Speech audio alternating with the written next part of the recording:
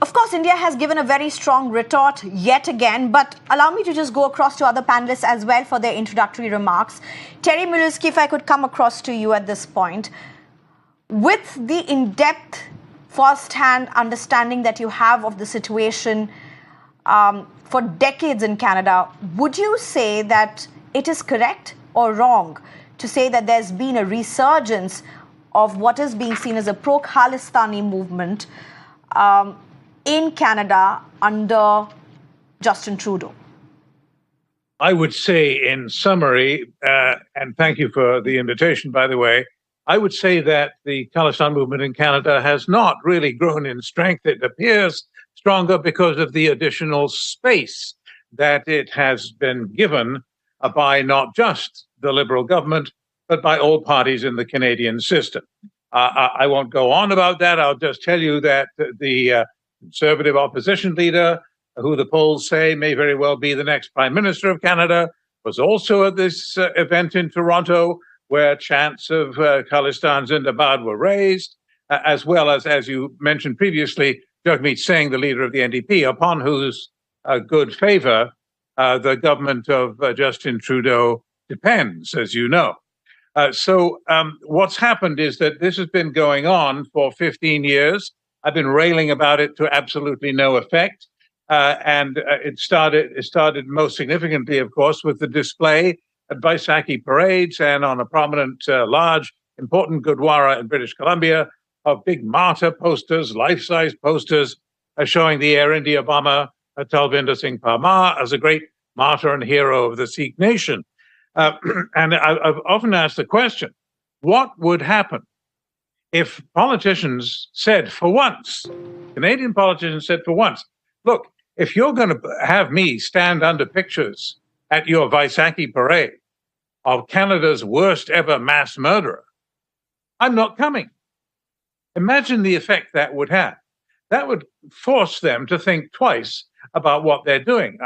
Because if they want to exercise political power, they have to be on friendly terms with those who hold that power. And so the failure of all parties in the Canadian system to make that short speech, say, sorry, I saw your Vaisakhi parade last year. You've got pictures of all of these martyrs holding them up, all these terrorists and assassins holding AK-47s and bombs. You want me to take part in that? No, I'm not going to have anything to do with it. They could have said that, and they didn't. And once again, yes, they did it. And what happens then as a result is that the Khalistanis see that they have more space to operate. And so instead of just a picture, now they have the chants as well as the picture. And by the way, among the pictures on display in Toronto yesterday were pictures of Prime Minister Modi, Foreign Minister Jaishankar, with the legend "Killers Wanted." These are the killers of Hardeep Singh Nijjar in June the 18th of last year. Now, having said all of that, I just allow me to make one other point.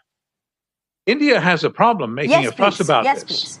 India has a serious problem making a fuss about all of this right now, when the Washington Post is running a detailed examination of the alleged assassination plot being run by Indian officials to carry out extrajudicial executions, assassinations on Canadian and American soil.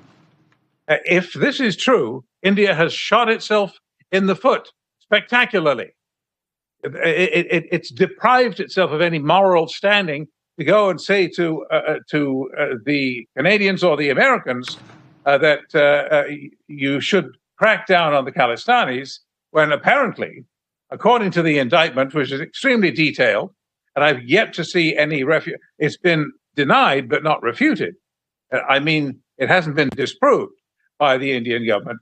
That indictment puts India in a very bad spot to give any lectures at all to the Canadians or the Americans. And I think that case is going to unravel. It's going to unravel. It's going to produce names of the agents from the research and analysis wing that were allegedly involved in this plot. That's also something. And people are going to quickly forget about yesterday's events. Go ahead.